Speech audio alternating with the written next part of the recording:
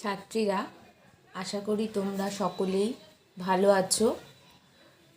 আজকে ক্লাস 10-এর আমাদের ভূগোলের প্রথম ক্লাস। যেহেতু এই করোনা পরিস্থিতিতে আমাদের স্কুলে গিয়ে ক্লাস করা সম্ভব হচ্ছে না, সেই জন্য আমরা এভাবেই একটু পড়াশোনা করার চেষ্টা করব। তোমরা প্রত্যেকেই এই ভিডিও বলো, অডিও বলো, যাই দেবো সেগুলো একটু মনোযোগ সহকারে শুনবে বা দেখবে। কারোর কোনো অসুবিধা থাকলে অবশ্যই সে জানাবে। আচ্ছা, সিলেবাসটা তোমাদের আমি পরে বলে দেবো। প্রথমে আমরা যে অধ্যায়টা পড়ব সেটা হচ্ছে আমাদের একদম প্রথম অধ্যায়, বহির্জাত প্রক্রিয়া ও তাদের দ্বারা সৃষ্ট ভূমিরূপ। আচ্ছা, এবার আমাদের প্রথমে জানতে হবে যে তাহলে ভূমিরূপ কী। ভূমির যে রূপ তাকেই আমরা বলি ভূমিরূপ। অর্থাৎ ভূমির রূপ বলতে সাধারণত আমরা ভূমিরূপ 3 ধরনেরই দেখতে পাই: পাহাড় বা পর্বত, মালভূমি আর সমভূমি। তোমরা ক্লাস 9-এ এটা পড়েছিলে যে পৃথিবীর বিভিন্ন অন্তর্জাত শক্তির ফলে এই ভূমিরূপগুলো তৈরি হয়। এই ভূমিরূপগুলোর মধ্যেও অনেক ছোট ছোট ভূমিরূপ তৈরি হয়, যেগুলো পৃথিবীর বহির্জাত শক্তির মাধ্যমেই তৈরি হয়। যেমন ধরো, কোথাও নদীর পলি জমে জমে একটা চর তৈরি হলো নদীর মধ্যে, বা কোথাও নদীর কোনো দ্বীপ রইল, সেটা জলে ডুবে গেল। এরকম নানান ভূমির পরিবর্তন হয়, যেগুলো প্রধানত বহির্জাত শক্তির মাধ্যমেই হয়। তাহলে এবার বলি, বহির্জাত শক্তি কী? বহির্জাত শক্তি হলো পৃথিবীর সে সকল শক্তি যেগুলো পৃথিবীর বাইরে থেকে কাজ করে। অর্থাৎ সে সকল শক্তির অস্তিত্ব বলো বা সেগুলোকে আমরা একটু দেখতে পাই, বুঝতে পারি। যেমন ধরো নদীকে আমরা কম বেশি সবাই দেখেছি। নদী তার প্রবাহ পথে নানান রকমের ক্ষয়কাজ, সঞ্চয় কাজের মাধ্যমে ভূমির পরিবর্তন ঘটায়। তাহলে নদীটা হচ্ছে একটা বহির্জাত শক্তি। এছাড়াও আছে হিমবাহ, সমুদ্র তরঙ্গ, বায়ু প্রভৃতি প্রাকৃতিক শক্তির কাজ, যার ফলে ভূমিরূপের ক্রমাগত পরিবর্তন হচ্ছে। তাহলে আমাদের এই যে বহির্জাত প্রক্রিয়া, অর্থাৎ পৃথিবীর বাইরের ঘটমান প্রক্রিয়াই হচ্ছে বহির্জাত প্রক্রিয়া। সেই বহির্জাত প্রক্রিয়াতে কোন কোন শক্তি অংশগ্রহণ করছে তোমরা তোমাদের বইয়েতেও দেখবে আছে: সূর্য তাপ, বৃষ্টিপাত, তুষারপাত, নদী, হিমবাহ, বায়ুপ্রবাহ প্রভৃতি।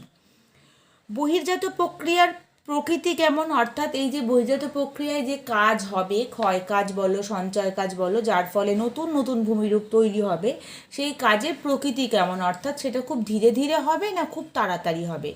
বস্তুত পক্ষে সেটা কিন্তু ধীরে ধীরেই হবে, কিন্তু কোনো কোনো জায়গায় সেটা আবার খুব দ্রুতও হয়। যেমন যখন কোনো পাহাড়ি এলাকায় ধস নামে, হিমানি সম্প্রপাত হয়, তখন কিন্তু সেটা দ্রুতই সংঘটিত হয়। আর বহির্জাত প্রক্রিয়ার স্থান কি? বহির্জাত প্রক্রিয়ার স্থান হচ্ছে ঠিক পৃথিবী পৃষ্ঠের উপরিভাগে। এখানেই বহির্জাত প্রক্রিয়া সর্বাধিক কার্যকর হয়। এবার পদ্ধতি।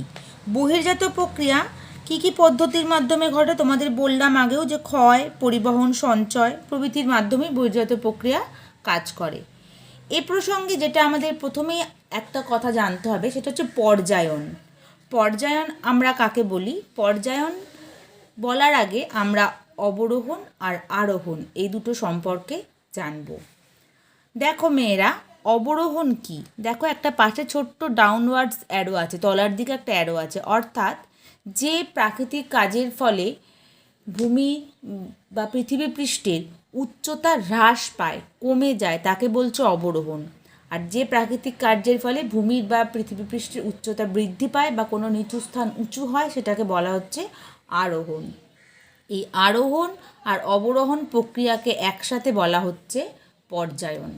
তাহলে আরোহণ আর অবরোহণের সম্মিলিত রূপই হচ্ছে পর্যায়ন, যার ফলে ভূমি একটা সামঞ্জস্য অবস্থায় আসে। কীরকম সামঞ্জস্য? নিচু জায়গাটা উঁচু হলো, উঁচু জায়গাটা নিচু হলো, দিয়ে একটা সামঞ্জস্য অবস্থায় এলো, যেটাকে আমরা বলছি পর্যায়ন। এবার এই অবরোহণ অর্থাৎ ভূমি নিচু হওয়ার, উঁচু ভূমি নিচু হওয়ার 3টে পদ্ধতি আছে। দেখো, আবহবিকার, পুঞ্জিত ক্ষয় আর ক্ষয়ীভবন। আবহবিকার কি? আমরা 9-এ আবহবিকার, পুঞ্জিত ক্ষয়, ক্ষয়ীভবন 3টেই পড়েছিলাম। আবহাওয়ার বিভিন্ন উপাদান দ্বারা যখন শিলাসমূহ ক্ষয় হয় এবং তার পাশেই ক্ষয়িত পদার্থ পড়ে থাকে, তখন সেটাকে আমরা বলছি আবহবিকার। তারপরে আছে দেখো পুঞ্জিত ক্ষয়।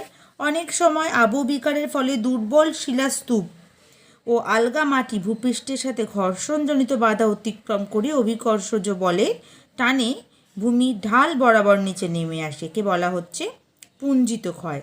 আর ক্ষয়ীভবনের কাকে বলছে না, প্রাকৃতিক শক্তির দ্বারা ক্ষয়কাজের পরে যখন ক্ষয়িত পদার্থ এক জায়গা থেকে অন্য জায়গায় অপসারিত হচ্ছে তখন তাকে বলা হচ্ছে ক্ষয়ীভবন। এই ক্ষয়ীভবনের ফলে আবার ভূপৃষ্ঠের শিলাস্তর উন্মুক্ত হয়ে যায়, তার ফলে হয় আবার নগ্নীভবন। তাহলে মোটামুটি এই আমাদের গেল বহির্জাত প্রক্রিয়ার সম্পর্কে কিছু প্রাথমিক তথ্য। এবার দেখো মেয়েরা, বহির্জাত শক্তি হিসাবে নদীর কাজ ও তার দ্বারা সৃষ্ট ভূমিরূপ। তাহলে আমরা কম বেশি সব জায়গাতেই নদীর অস্তিত্ব দেখতে পাই, পৃথিবীর কম বেশি সব জায়গাতেই, শুধুমাত্র উঁচু পার্বত্য অঞ্চল ছাড়া সব জায়গাতেই আমরা নদীর অস্তিত্ব কম বেশি দেখতে পাই। সেই জন্য বহির্জাত শক্তি হিসেবে সবচেয়ে বেশি কার্যকরী হচ্ছে নদী। এবার নদীর কি ভূমিকা আমরা দেখব, তার সেই প্রসঙ্গে বলার আগে আমাদের প্রথমে জলচক্র কি জানতে হবে। জলচক্র কি না, পৃথিবীর যে মোট জলের পরিমাণ সেটা তরল, গ্যাসীয় এবং কঠিন অবস্থার মাধ্যমে কিন্তু আবর্তিত হচ্ছে, যেটাকে আমরা বলছি জলচক্র। অর্থাৎ কি না, যখন জলটা কঠিন অবস্থা বা বরফ অবস্থায় আছে, হিমবাহের মধ্যে বলো, মেঘের মধ্যে বলো, কঠিন হয়ে রয়েছে, তারপর সেটা তরল অর্থাৎ বৃষ্টির মতো করে ঝরে পড়ছে, আবার সেটা বাষ্প আকারে উঠে গিয়ে মেঘ সৃষ্টি করছে। এই যে একটা জলের যে আবর্তন বা সাইকেল, সেটাকেই আমরা বলছি জলচক্র। এই জলচক্রের অংশে নদীর ভূমিকা কি দেখো, এই যে আমাদের যে বৃষ্টির জল বলো বা ভূপৃষ্ঠের জল বলো, সেটার কিন্তু অনেকটা অংশ জুড়েই রয়েছে নদী। সেই জন্য আমাদের এই অধঃক্ষেপণ হচ্ছে, যাই হচ্ছে, সবটা কিন্তু বেশিরভাগ জলই গিয়ে পড়ছে নদীতে। সেই জন্য জলচক্রের মধ্যে কিন্তু নদীর একটা ভূমিকা রয়েছে। আচ্ছা, এবার আমরা চলে আসছি, দেখো নদীর বিভিন্ন অংশ কি কি আছে। দেখো নদীর প্রধান প্রধান অংশের মধ্যে নদী উপত্যকা। নদী উপত্যকা কাকে বলছি আমরা, নদী যেখান দিয়ে প্রবাহিত হচ্ছে ঠিক সেই জায়গাটাকে আমরা বলছি নদী উপত্যকা। সেই হিসেবে দেখতে গেলে কিন্তু নদী উপত্যকাটা জল দিয়ে কিন্তু পুরো পরিপূর্ণ থাকে। তারপরে হচ্ছে নদী অববাহিকা। প্রধান নদী, তার শাখা নদী, উপনদী সমেত যে সমগ্র জায়গার ওপর দিয়ে যাচ্ছে তাকে বলছে নদী অববাহিকা। তোমরা এই ছবিটা একটু খেয়াল করো, একটা ছোট্ট মতো ছবি এঁকে তোমাদের বোঝানোর চেষ্টা করেছি। দেখো, এটা যদি আমার প্রধান নদী হয়, দেখো এটা তার উপনদী, এগুলো শাখা নদী। তাহলে এই সমগ্র অঞ্চলটা, যেটা আমি এই ব্রোকেন লাইন দিয়ে দেখিয়েছি, এই সমগ্র অঞ্চলটা হচ্ছে এই নদী অববাহিকা। অর্থাৎ একটা প্রধান নদী, তার শাখা নদী, উপনদী, যে সমস্ত অঞ্চলটার ওপর দিয়ে যাচ্ছে সেটা হচ্ছে নদী অববাহিকা। তারপরে আছে দেখো ধারণ অববাহিকা। এই যে সমগ্র নদী অববাহিকার মধ্যে পার্বত্য প্রবাহে যেটুকু অংশ থাকছে বা পার্বত্য প্রবাহ বা উচ্চগতির মধ্যে যে অববাহিকার অংশটুকু থাকছে সেটা হচ্ছে আমার ধারণ অববাহিকা। তারপর হচ্ছে জলবিভাজিকা। দেখো, যে উচ্চভূমি বা পর্বত দুটি নদী অববাহিকাকে পৃথক করেছে তাকে বলছি আমরা জলবিভাজিকা। তাহলে এটাকে যদি আমরা একটা নদী অববাহিকা ধরি, এদিকেও একটা সেম নদী অববাহিকা হয়েছে, এই উচ্চভূমি দ্বারা এই দুটো নদী অববাহিকা পৃথক হয়েছে, তাই জন্য একে বলা হচ্ছে জলবিভাজিকা। শাখা নদী কি, প্রধান নদী থেকে যখন ছোট ছোট শাখা বেরিয়ে যায় সেটাকে বলছি শাখা নদী। আবার প্রধান নদীতে যখন অন্য নদী এসে মেশে তখন তাকে বলছি আমরা উপনদী। তারপর আছে দোয়াব। দুটি নদীর মধ্যবর্তী স্থানকে বলা হচ্ছে দোয়াব। নদী রিলেটেড মোটামুটি আমাদের এই কতগুলো শব্দই আছে যেগুলো জানতে হবে, যেগুলো তোমরা আগেও পড়েছিলে, তাও এগুলো একবার বলে দিলাম। এরপরে আমরা চলে আসছি দেখো নদীর বিভিন্ন কাজে। আদর্শ নদীটা আমি তারপরে বলছি। নদীর বিভিন্ন কাজ কি, নদীর উৎস থেকে নদীর মোহনা পর্যন্ত, অর্থাৎ নদী যেখানে সৃষ্টি হয় সেটা হচ্ছে নদীর উৎস, নদী যেখানে গিয়ে সাগরে মেশে সেটা হচ্ছে নদীর মোহনা। উৎস থেকে মোহনা পর্যন্ত নদীর গতিপথে প্রধান 3 ধরনের কাজ নদী করে। কি কি কাজ করে? ক্ষয় কাজ, বহন কাজ, সঞ্চয় কাজ। প্রথম 3টে গতিও দেখা যায় কি, একদম নদীর উৎস অঞ্চলে দেখা যায় উচ্চ গতি, তারপরে দেখা যায় মধ্যগতি, আর একদম মোহনার কাছাকাছি দেখা যায় নিম্নগতি। উচ্চ গতিকে বলে পার্বত্য প্রবাহ, যেই অঞ্চলে নদীর প্রধান কাজ ক্ষয়। মধ্যগতিকে বলে সমভূমি প্রবাহ, যেখানে নদীর প্রধান কাজ বহন। আর নিম্নগতিকে বলা হয় বদ্বীপ প্রবাহ, যেখানে নদীর প্রধান কাজ সঞ্চয়। তাহলে একটা নদীর এই তিনটে গতি থাকে। তবে সব নদীর কিন্তু তিনটে গতি দেখা যায় না। যে সকল নদীর এই তিনটে গতি সুস্পষ্টভাবে লক্ষ্য করা যায় তাদেরকেই আমরা বলি আদর্শ নদী। আর আমাদের পরিচিত, সবার খুব পরিচিত আদর্শ নদী হচ্ছে আমাদের গঙ্গা। এবার মেয়েরা, আমাদের নদীর ক্ষয় কাজ আর বহন কাজ এগুলোর অনেকগুলো প্রক্রিয়া আছে। দেখো, যে নদী বললাম নদীর প্রধান কাজ উচ্চগতিতে ক্ষয়, ক্ষয় কাজও নদী করে কিন্তু অনেকগুলো প্রক্রিয়ায়। কি কি প্রক্রিয়ায় করে দেখো, জলপ্রবাহ ঘটিত ক্ষয়, অবঘর্ষ ক্ষয়, ঘর্ষণ ক্ষয়, সংঘর্ষ ক্ষয়, বুদ্বুদ ক্ষয়, দ্রবণ ক্ষয়। জলপ্রবাহ ঘটিত ক্ষয় আমরা কাকে বলছি না, যখন নদীর জলের আঘাতে নদী পাড়ের শিলা, দুর্বল শিলা ক্ষয় হচ্ছে তখন সেটাকে বলছে জলপ্রবাহ ঘটিত ক্ষয়। নদীবাহিত নুড়ি, পাথরের খণ্ড, বোল্ডার প্রভৃতির আঘাতে নদীর তলদেশ ক্ষয় পেলে তাকে বলছি অবঘর্ষ ক্ষয়। নদীবাহিত বড় বড় শিলাখণ্ড একে অপরের সাথে সংঘর্ষে ক্ষয়প্রাপ্ত হলে তাকে বলছি ঘর্ষণ ক্ষয়। বন্যার জলে বড় বড় শিলাখণ্ডগুলি বাহিত হয়ে নদীগর্ভে বিশালাকৃতি শিলাখণ্ডকে সজোরে আঘাত করে ক্ষয় করলে তাকে বলছি সংঘর্ষ ক্ষয়। নদীর জলে বুদবুদের ভিতরে বাতাসের প্রচণ্ড চাপে নদীগর্ভে শিলাচূর্ণ বিচূর্ণ হলে তাকে বলছি বুদবুদ ক্ষয়।